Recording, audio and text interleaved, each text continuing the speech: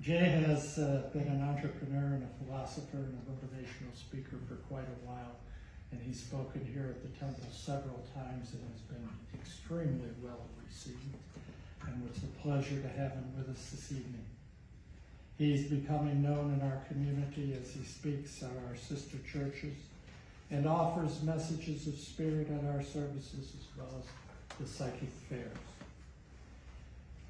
Jay's title for his talk this evening is Trust Your Support System. Ladies and gentlemen, Jay Hunter.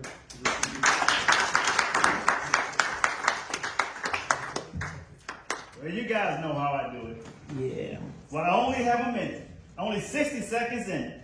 Forced upon me, can't refuse it. Didn't seek it, didn't choose it. But it's up to me to use it. I must suffer if I lose it. Give account if I abuse it. Just a tiny little minute, but all eternity is in it. Good evening. Good evening. Glad to be here today.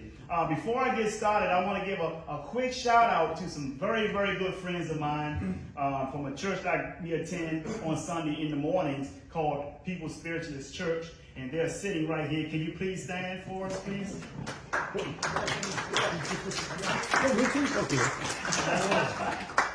And John is in the front. He's the facilitator. He's the funniest facilitator you ever will hear. So I encourage you all to one day come on out to People's Spiritualists and enjoy Sunday morning with us. Thank you. Ladies and gentlemen, I'd like to ask a quick question. I see some new faces here. But by show of hands, other than my new friend in the back, is there anyone here who have not heard me speak before? By show of hands? Well, your luck just run out. But I've been tasked to speak to you today on trusting your support system. And as I talk about the support system, I always start with distractions. If you allow things to distract you, the universe will continue to give you more distractions. Amen. Okay? You have people in your life who are negative and cynical, always want to throw daggers in what you're trying to do in life. This is why I tell people, do not share your goals with trolls. Because there are a lot of people, including your family. Did you guys know your family is some of the most negative people around? Yeah. I mean, some people are so negative, if you put them in the dark room, they'll start to develop. Always have something or give you a reason why things cannot work. How many of you have given someone a compliment and say, hey, you look good, you did a great job, and they shoot themselves down? Oh, no, that's not me. I'm just trying to make it. But stop trying to make it and do what God has put you here to do. A lot of people say, well, what am I supposed to do as an adult? Well, revisit your childhood passion from the age 7 to 14, and you will find exactly what you should be doing as an adult. When I was 7 through 14, I used to break dance. You guys remember people break dancing? I was so committed to break dancing, I used to walk around with a cardboard. So I would throw the cardboard on the ground. My buddy had his little radio box, and we put on Run DMC, and we spin it on our backs. You guys remember those days, right? Yeah. In the 80s. Yeah. I also took up martial arts. I used to box, amateur, and I did a few pro fights. I took up what is called Hung Gar Kung Fu. Hung Gar Kung Fu. I used to learn it from this old Islamic guy named Rashid. He had a big bush and it was combed backwards. And he was doing all these moves. And I used to say, hey, I want to learn that. And he taught me how to do it for like 3 years. And I got in some tournaments. I never lost a tournament. I got into some I lost my first pro boxing match when I learned boxing. But after that, I was beating everybody. I was almost like a little Mike Tyson. Man in the back. Knowing this about me, let me ask you a question. If you have any trouble out there, who are you going to call? That's one good answer. Who would you call? You. Me? Absolutely not. Call the police.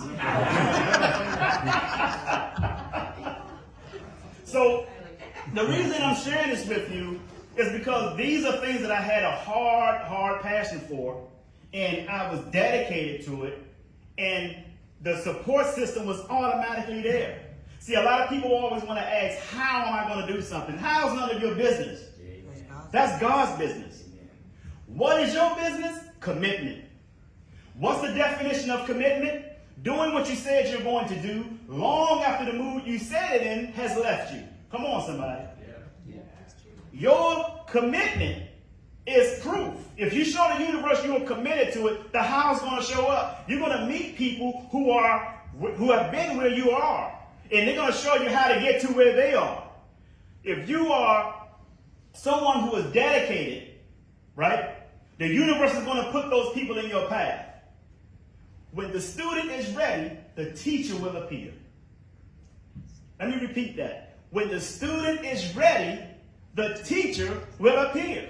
Are you going to listen to somebody who are where you want in life, or are you going to go listen to Johnny Lunch Bucket, who's going to tell you that you can't do this, you can't do that? They know somebody who was doing it, but they quit because it didn't work for them. No, nothing works by itself unless you work it. Come on now. You work it. Henry Ford, the founder of Ford Motor Company, they wanted to prove that he was an illegitimate man. He went to court to sue them for saying that about him. And they asked him all these formal educational questions about history and everything else. He said, I don't know those answers, but I can tell you one thing. On my desk, I have a row of buttons that I can press for anybody in one particular area who's an expert, and I can ask them anything I want, and they'll give me the answers. And therefore, I created Ford Motor Company. Let's give Henry Ford a round of applause. I did the same thing when I was playing golf with a friend of mine. He was a multi-millionaire. His name was Oren Solomon. We were playing golf, and I was always told that if you want to be a millionaire, do what millionaires do. Learn from millionaires. So I was out on the golf course with Oren Solomon. He made a mistake and hit the golf ball in the woods. I hit it in the woods too.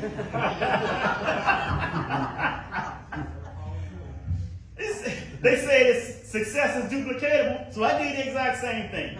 And ladies and gentlemen, along the way, when we have our trials and tribulations, there's a book written by a gentleman by the name of John C. Maxwell. It's called Failing Forward. And your failure is a part of your support system. See, people tell you that experience is the best teacher. I don't agree. I think that evaluation is. Because you have to evaluate each failure. You got to find a way of making it more appealing the next time you go at it. The light was invented by who? Edison. They asked him how did he fail 1,000 times. He said, no, I just found 1,000 ways it wouldn't work.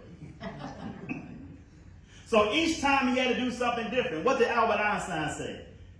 The definition of insanity is doing the same thing over and over again and expecting different results. So don't do the exact same thing. If you're running on a treadmill, go find a new treadmill. Find a new treadmill to run on. And then make the settings a little different. Incline the treadmill so that you can do something a little different each time. And you will find yourself progressing. This is how we evolve, ladies and gentlemen. This is exactly how we evolve. We evolve with repetition and doing it differently each time. If you don't know what's different, find yourself a mentor. Find someone who's going to hold you accountable. Find someone going to tell you, hey, you need to change your socks. You need to change this. You need to do it this way. You need to do it that way.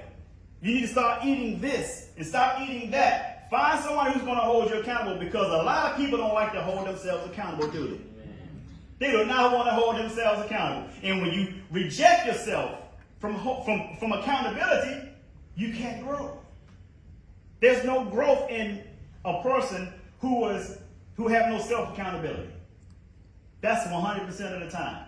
And what comes with that is nothing to aim for. See, the tragedy in life is doesn't lie in not reaching your goals.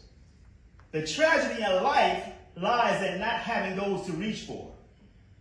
And when people don't have goals, they don't write them down, it's because they don't want to be accountable for them. Did you know that every goal you create, obstacles are also created? Why? Because the universe is going to challenge you. Those obstacles are going to come look for you, even if you don't want to do the goal anymore. Even if you procrastinate on the goal. Those obstacles are going to come and find you regardless. Because that is exactly how the universe works. The universe doesn't care about your age, your race, your sex, your religion. The operation of the universe is energy and frequency. So every goal you create, obstacles are coming to get you.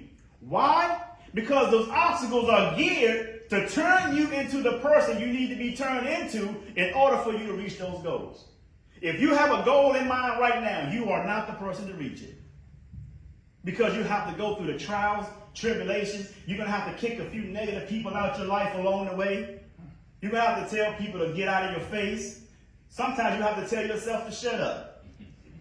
Because of your lack of confidence. You asking, well, what if this happened? But what if that happened? I don't know if I can do this. I don't know if I can do that. The only limitations in life, ladies and gentlemen, are the ones you put on yourself. Come on, somebody. Y'all not hearing me? The only limitations in life are the ones you put on yourself. Amen. I've heard a gentleman back out of an opportunity to meet a young lady because she was taller than he was.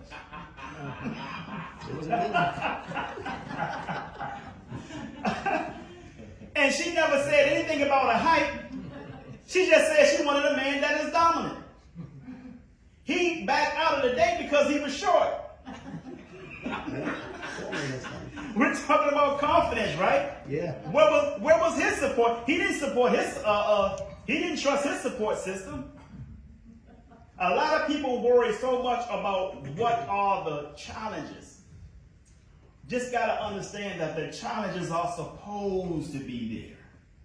They're never going to go anywhere. Negative people are always going to be around. Negative experiences are always going to be around. There's a universal law called the law of polarity.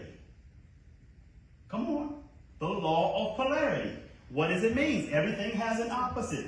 Right. These lights cannot work without the law of polarity. That means negative and positive have to work together. Come on. Yep. Your plane cannot fly if it doesn't have a left wing and a right wing, can it? It has to be balanced. That is what the opposites are for. You have femininity and you have masculinity. Put them together, you have harmony. I hear a lot of people talk about the woman is the prize. No, she's not. I hear people say the man is the prize. No, he's not. The prize is what is created when equally yoked people come together. Come on, y'all. The prize is created. It's not in one individual. That's arrogance. Amen. Amen. Amen. Right? So we're talking about a support system. We're talking about what you're going to have, what you're going to need in order for you to get to where you want to get to in life. People talk about wealth. Well, how are you going to have wealth with no support system? What is wealth? A lot of people think it's all about money. No. A gentleman by the name of James Arthur Ray said that wealth is not what you have. Wealth is what you're left with after everything you have is gone. And that's all you have is a support system.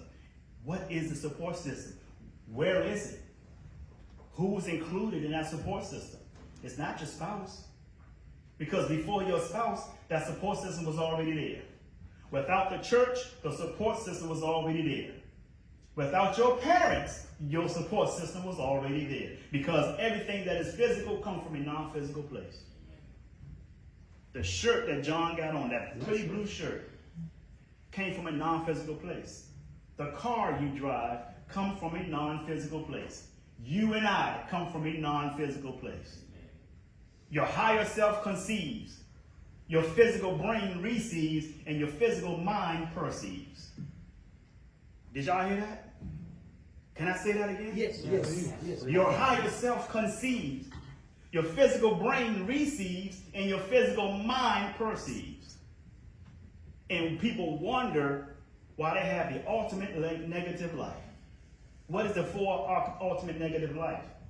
Ugly, sick, broken, stupid. Mindset. Your mindset and your network. Your network will determine your net worth. I said this many times. If you're hanging around 9 broke people, you will be number 10.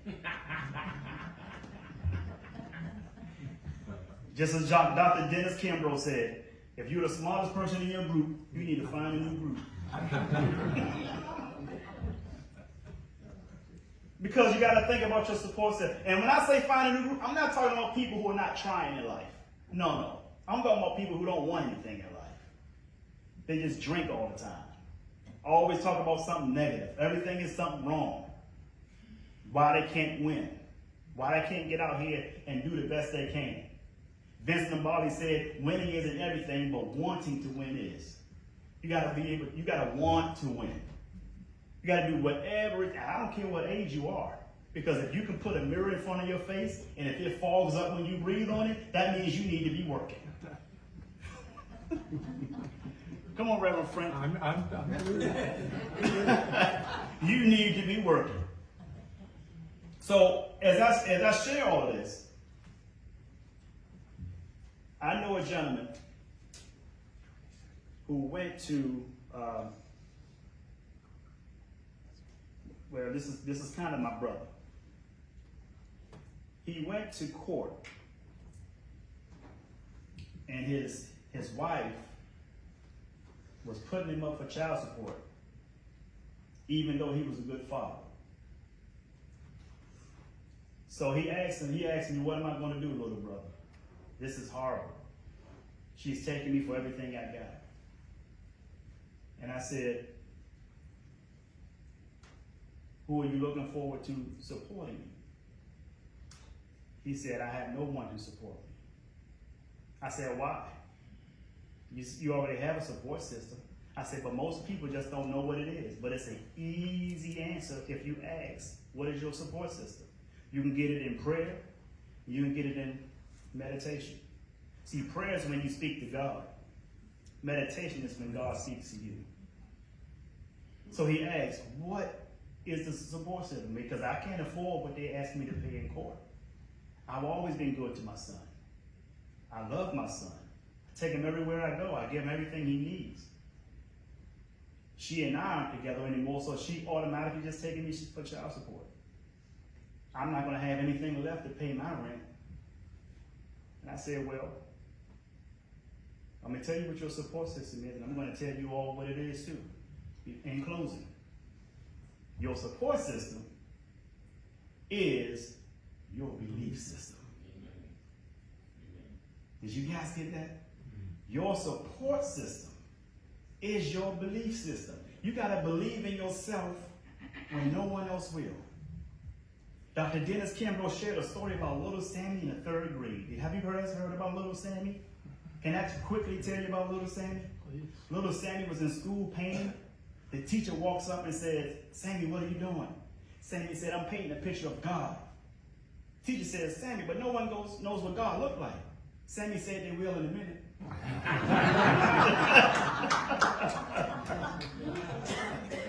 So your support system is your belief system. You need to believe in your belief system, trust in your belief system, and your support system will thrive. And I want you to do me one big favor in closing. That is to sing like no one can hear you. Dance like no one can see you. Love like you've never been hurt. And live like it's heaven on earth. I'm J. Hunter Lee. This is Reverend Frank and Reverend David. We love you and the world needs you. Thank you very much.